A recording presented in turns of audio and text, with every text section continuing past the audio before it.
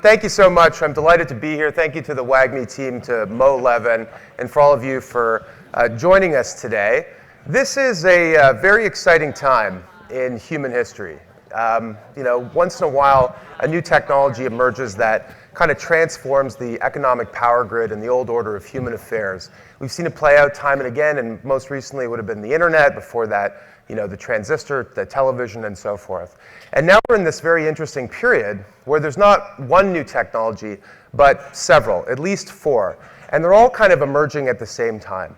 So the first of these, of course, is blockchain, the technology behind crypto. You can think of blockchain basically as the first digital medium for value, a way to move assets over the web, the way the first era of the internet allowed us to move information. The second technology, of course, is AI.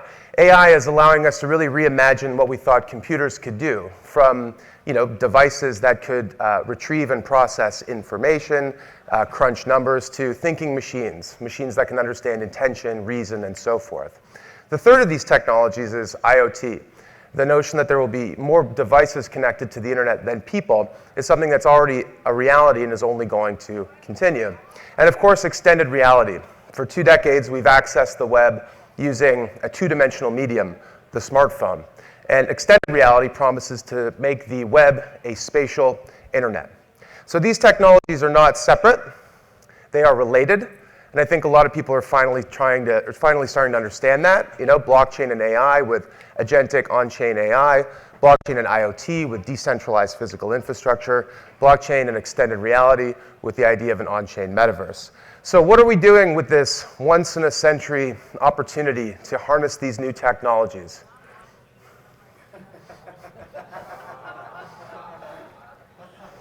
Not quite. I think there's a lot of good stuff that's going on in the world, but I think right now everyone's sort of so excited about what's happening with Trump that they're chasing that little white rabbit as it kind of bounces down the road. And so what I want to do today is kind of just zoom out a little bit and tell you why I'm excited about these technologies, and in particular in crypto.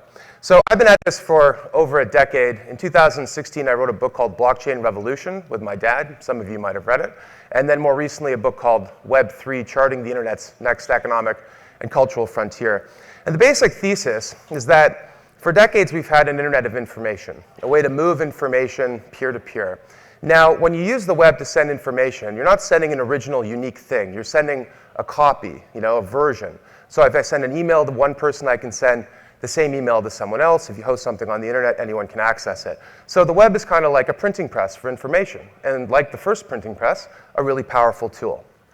Except when it comes to things that have value, things that require scarcity, assets, creating copies is actually not such a good idea. So if instead of sending an email, I'm sending, $50 to someone, to you, sir, it's important that you know that when you get it, I can't send the same $50 to someone else. Because if I can copy money the way I can copy information, the money becomes worthless. This is the double spend problem Satoshi Nakamoto solved with Bitcoin using this thing called a blockchain. And it's the thing that now underpins the entire $3 trillion crypto market. He solved this deceptively simple problem and unleashed a new era for the web. So we're at an interesting time in history for a couple of other reasons. Technology is accelerating, wealth is growing, but not everybody is participating in that.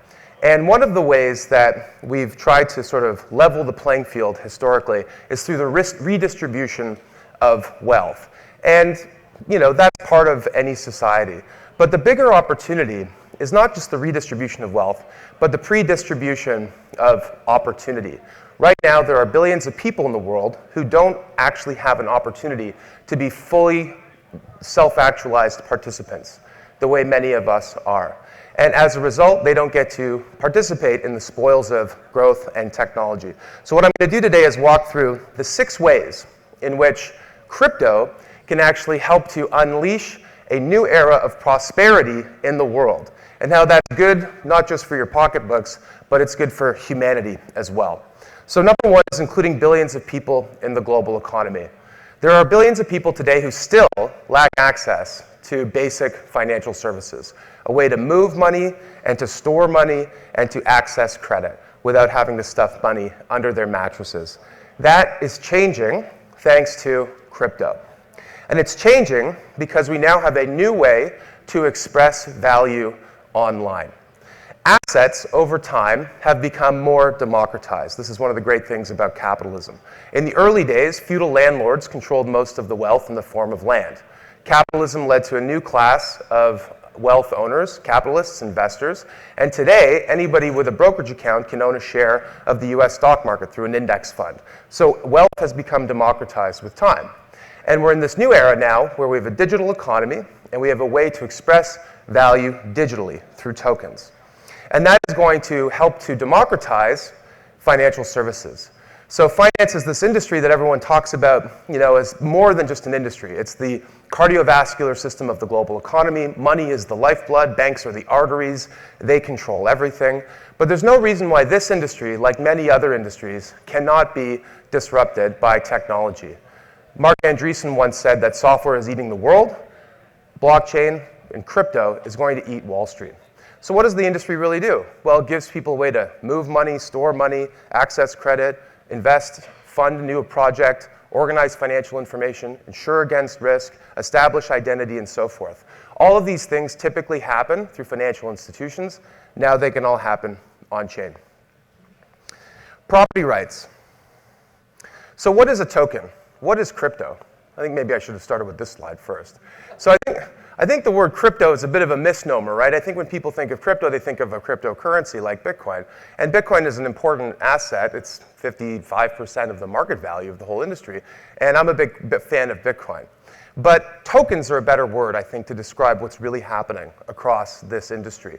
A token is basically just a container for value. And in the same way that a standard shipping container can contain food, car parts, computers, clothing, what have you, a token can be programmed to contain anything of value. It can express money, financial assets like stocks and bonds, titles and deeds to property, votes in an election, art and collectibles, IP, you name it. Anything that requires scarcity and verification to have value can be programmed into a token.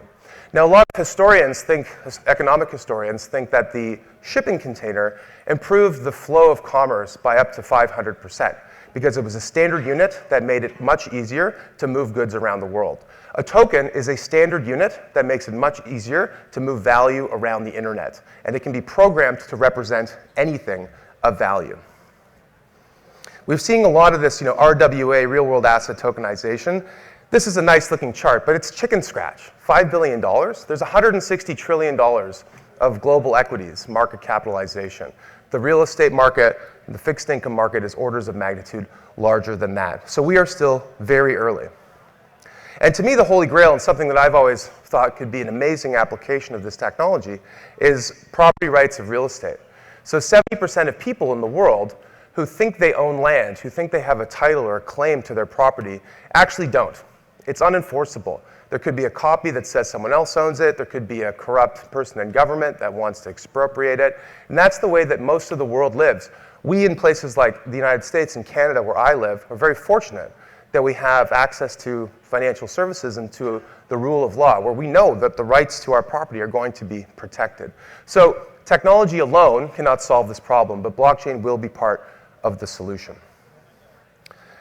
Ending the remittance ripoff. Did you know that every single year, $700 billion of money flows from people who are living outside of their ancestral lands back to their families, right?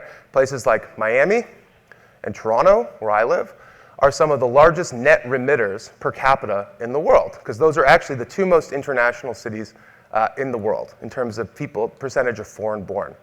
This is something that people use as a lifeline to pay for essential goods and services in their home country.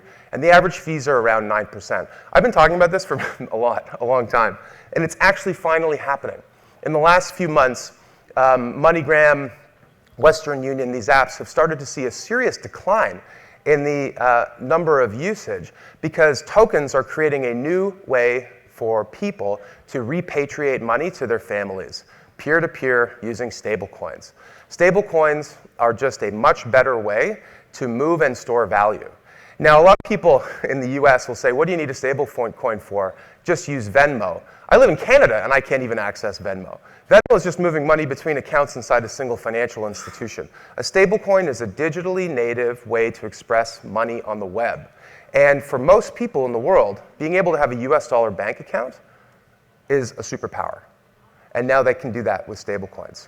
And it's no surprise that growth is increasing and growing quite a lot in different parts of the world, but you can see the two fastest growing areas are Sub-Saharan Africa and Latin America, where remittances are one of the largest sources of actual GDP in a lot of countries. So what about the individual? So the Web 2 era, the era dominated by big tech, was basically this Faustian bargain, a deal with the devil. You know, you share all your data, in exchange you get free services. And I think people realized after a while that it was sort of a bad deal. That it's a cliche, but it's true. You know, if you're not paying for the product, you are the product. Data became the most important asset class, and advertising became the main business model for the Web 2 era. So what can we do to reclaim our sovereignty, to take control of our data, and to monetize it? There's been a lot of different studies out there that say if people could monetize their data, they could increase their income by thousands of dollars every year. May not matter to some people in this room, but it might matter a lot more to someone who's living on the poverty line, for example. So the last 10 years, the discussion has all been about crypto, about digital assets. And I think the next 10 years is going to be about digital personhood. And I think that's especially true because of the rise of AI. How are we going to be able to prove our humanness in a world where most of the internet users aren't people? Most of the internet users are AI agents. How are we going to secure our data? How are we going to preserve our privacy? How are we going to prove our identity? The only way to do that is on-chain, with wallets that allow us to safeguard this kind of information. Speaking of AI, AI presents an existential challenge and risk to creators. And that's something that concerns me a lot because my father-in-law is a composer for film and TV, and I know a lot of artists in my life, and they worry about AI. So let's just talk about the business model for culture really quickly. So in the olden days, if you were a creator, a painter, a musician, you needed a wealthy patron to support your work. That changed in the 20th century with industrial technology. Now you could sell to a mass market. You could cut an LP that you could sell to 1 million different people. Or you could create a lithograph that could be printed over and over again. And so this mass market for culture was actually kind of a golden age for a lot of creators, where if you sold 1 million units of a hit single, you could expect to make, 20 cents or 15 cents per unit.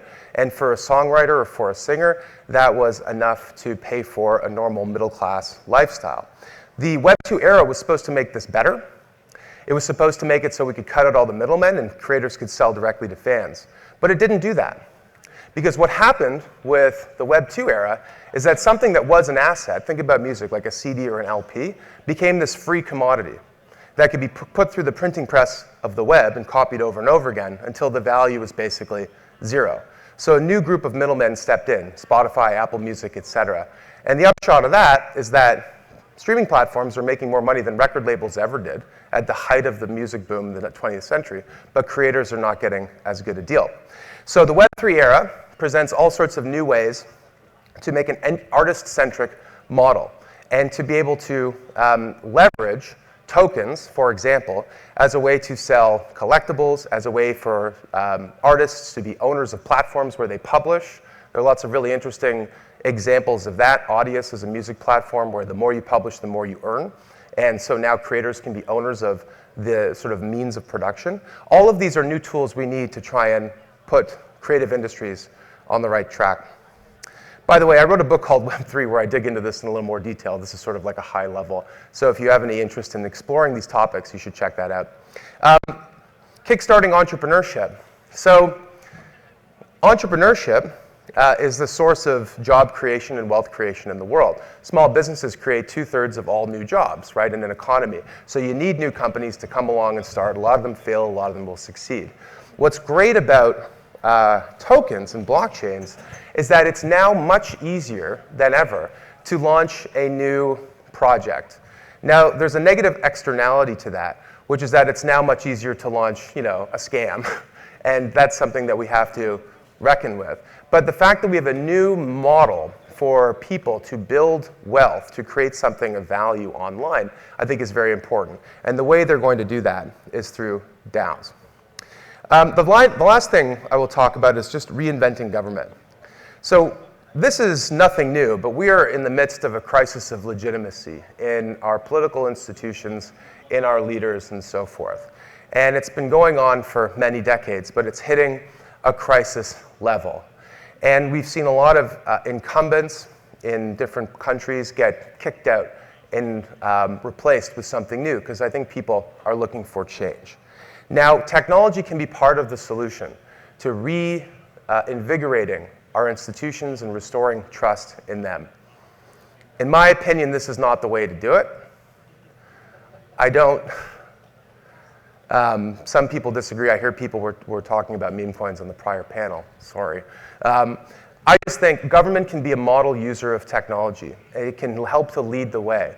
And does everyone know about DOGE, the Department of Government Efficiency? This should be a bipartisan issue. In the 1990s, Al Gore wrote a book called Reinventing Government. And the entire premise of that book was, how do we do things better, faster, cheaper? Because if you want to sustain social programs, you got to be able to afford them. You cannot redistribute what you do not have, right? So making government more efficient is part of creating a bountiful society. So there are a few ways that government can use this technology. I won't get into all of them, but if you're interested, you should check out the book that I wrote. So, once again, the technology genie has been unleashed from the bottle, and it's sort of at our disposal, if you will, to make the world, a better place, potentially. You're all here, you've all self-selected because you're either in this industry or you're curious about these topics, you're interested in where we're headed. And all I can say is that it's a cliche, but we're still early, and leadership is your personal opportunity. So how do you want to think about using this technology? It's okay, by the way, to make money. Nothing wrong with that. I'm a capitalist through and through, in case that wasn't clear.